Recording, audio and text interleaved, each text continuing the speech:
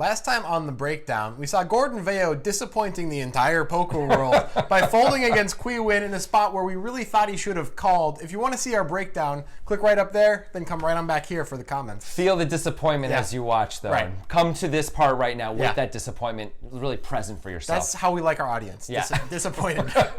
We do a good job, keeping you guys that way. All right, so here's what the folks had to say this time around.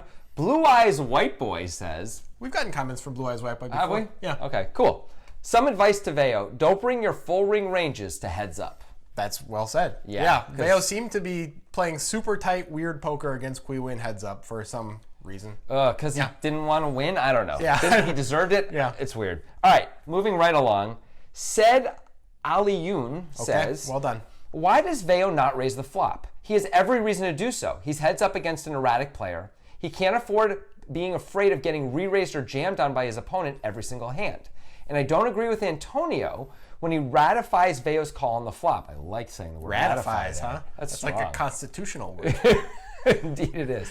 Antonio's justification is that by calling the flop, Vayo is giving more rope to his opponent to hang himself. But in actuality, Vayo commits suicide by losing so many chips, and the rope ends up choking Vayo himself.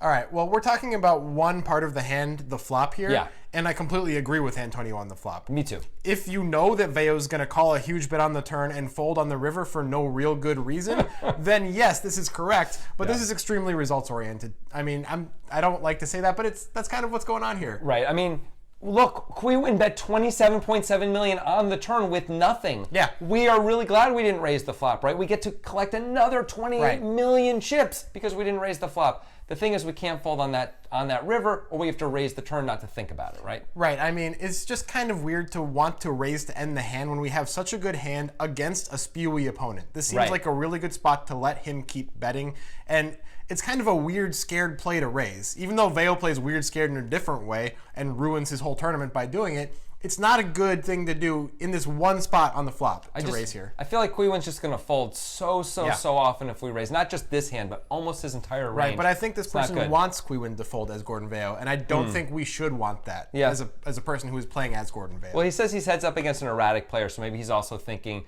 Nguyen might lose his mind and raise back. And if we think Nguyen's really got that play in him, then great. We could raise for that reason, but that's not what we're talking about here. All right, now let's move on to someone commenting on the turn. Okay. We just had a comment on the flop.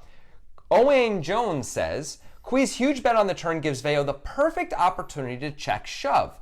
That is the obvious correct move for me, but even after calling, once the river is a blank, why not lead out with a shove? The pot is a perfect size. Quee has given up his positional advantage by making this pot so big.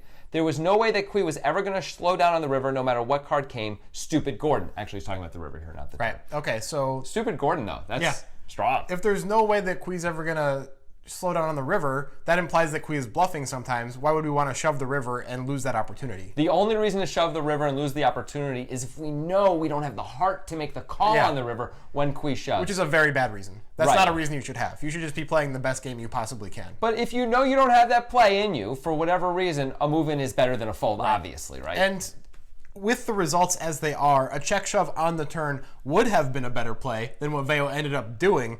But it was pretty clear to us that the optimal line was call the turn and let Quee keep blasting off and call on clean rivers, which is what we got as Gordon. Man, do we get a clean river. Right, and so check shoving the turn and shoving the river both seem to be giving up a ton of value that you can get from the type of player that Quee is. That's the spot that you really want against Quee. You don't want to give up that spot just because you decided you wanted to end the hand. All right, finally, Matisse Vilednik. Tough names this time. This is a tough one. This is not my fault. You struggled through some names this time. As he calls on the turn, he must like his hand, right? But if he's planning to fold to a shove, would it be a good intermediate play to bet fold on the river? He has not a lot behind, but maybe a 38 million river bet. Otherwise, folding on the turn would seem the best to me. Go ahead.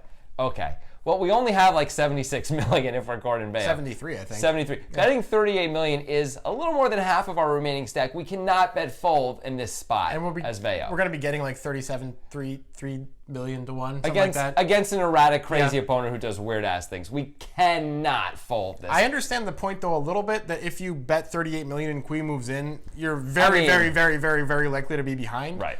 but that just seems like a weird thing to do when you can check and let Kui have so many more bluffs. Right. Instead of scaring away all the bluffs, why not induce all the bluffs by checking here? Right. Betting 38 million is going to fold out all the bluffs. All the better hands are going to move in on us, and or almost all the better hands, or call. And we're rarely going to get called by a worse hand, I think, when we bet 38 million. I think it seems like a lot of these comments just want to not let Kui bluff. And that seems to be a big theme in a lot of our comments. Yeah. We don't want to let Kui bluff. And I understand why you guys are saying that. It's because we got bluffed by Kui as Gordon Vayo, and we saw Gordon Vayo get bluffed by Kui. That doesn't mean we don't want Kui to bluff. We're allowed to call his bluff, and we should have. We don't have to avoid tough spots as poker players. We can actually find a comfort zone in these tough spots. We may not always get every decision right, but it's poker. We're not going to do that. But if we put ourselves in these tough spots, we'll get better at them instead of trying to avoid them.